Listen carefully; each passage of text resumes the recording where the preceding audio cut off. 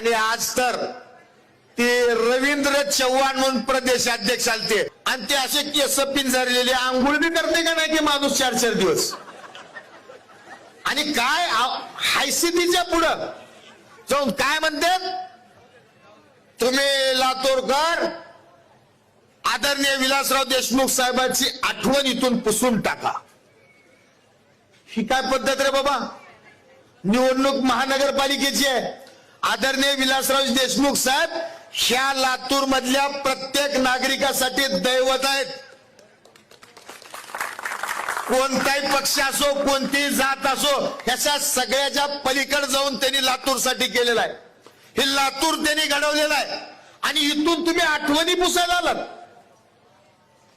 देखणे हो, आम्ही कधी गोपीनाथराव मुंडे साहेबांविषयी असं बोललो नाही, बोलणारही नाही, कारण ते सुद्धा आम्हाला वंदनीय आहेत. आम्ही अटलजी विषयी बोलत नाही, कारण ते सुद्धा वंदनीय आहेत.